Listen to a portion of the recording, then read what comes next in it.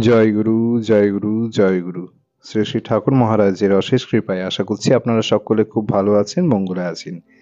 আজকে এই পর্বে আপনাদের সামনে বা আপনাদের কাছে আলোচনা করব শ্রী শ্রী ঠাকুর মহারাজের কি সুন্দর লীলা খেলা করেছিলেন তার শিষ্য ভক্তদের সাথে। তার আগে অবশ্যই শ্রী শ্রী ঠাকুর মহারাজের মুখনিসৃত অমৃতবাণী আপনাদের সামনে পাঠ করে শোনাবো। যদি ভিডিওটি ভালো লেগে থাকে ভিডিওটি লাইক করবেন, চ্যানেলটি সাবস্ক্রাইব করবেন, আর সাবস্ক্রাইব করার সাথে সাথে পাশে থাকা বেল আইকনটি অবশ্যই প্রেস করে অল অপশনটি সিলেক্ট করে নেবেন।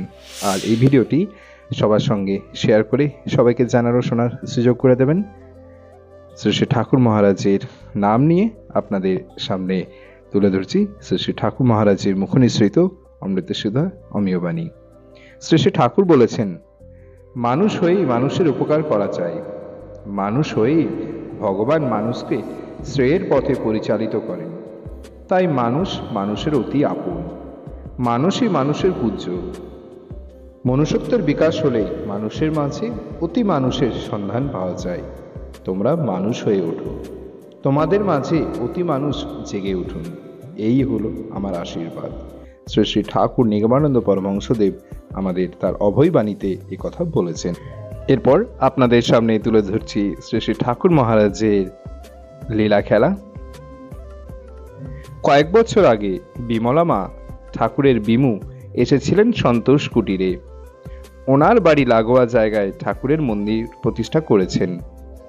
সেই মন্দিরের উদ্বোধন অনুষ্ঠানে এই বাড়ির সকলকে নিমন্ত্রণ জানানোর জন্য এসেছিলেন এখানে। তার সঙ্গে পুরনো দিনের অনেক গল্প হলো।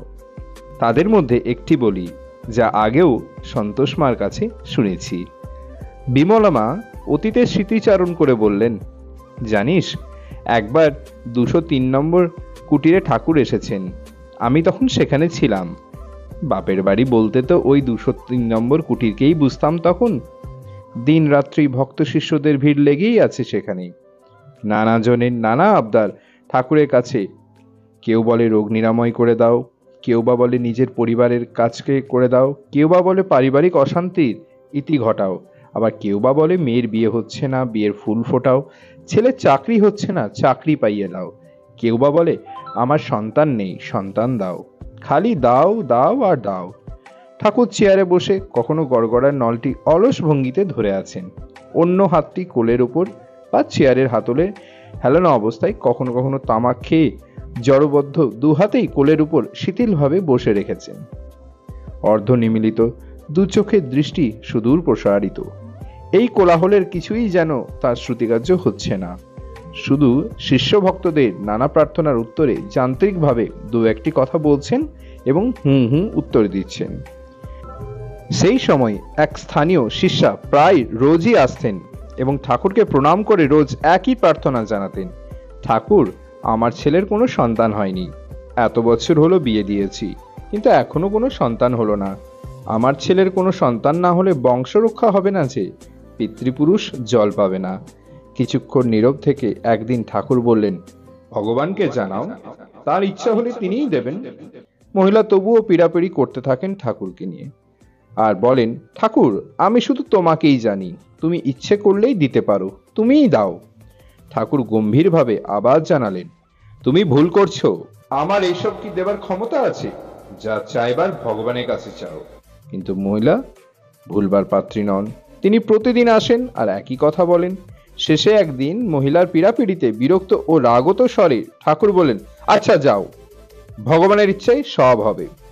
বাইরের শিষ্য ভক্তরা সব চলে যাওয়ার পর উপস্থিত সেবক সেবিকাদের উদ্দেশ্যে ঠাকুর বলেছিলেন, এরা সব আসে কেবল চাইতে, টাকা দাও, চাকরি দাও, সন্তান দাও, এটা দাও, ওটা দাও, অথচ বোঝে না এইসবের চেয়ে আরো কত দামি জিনিস আছে চাইবার। ঠাকুরের কৃপায় ওই মহিলার নাকি পরপর 3টি নাতি হয়েছিল। জয় গুরু, জয় গুরু, জয় গুরু। আমাদের শ্রী ঠাকুর মহারাজের এমনই ছিল তার শক্তি, এমনই ছিল তার কৃপা। তিনি যা বলতেন তাই সত্য হতো। আমাদের এক মনে এক প্রাণে আমাদের শ্রী ঠাকুর মহারাজের উপর ভরসা এবং বিশ্বাস রাখতে হবে। তিনিই আমাদের পরম পিতা, তিনিই আমাদের সমস্ত দুঃখ কষ্ট থেকে উদ্ধার করবেন। তিনি তো শুধু বলেছেন, আমার উপর তোমরা ভরসা রাখো, আমার উপর বিশ্বাস রাখো। জয় গুরু, জয় গুরু, জয় গুরু। আজকের মতন ভিডিও এখানেই শেষ করছি। আগামী ভিডিওতে আবার নতুন কিছু তথ্য নিয়ে উপস্থাপন করব।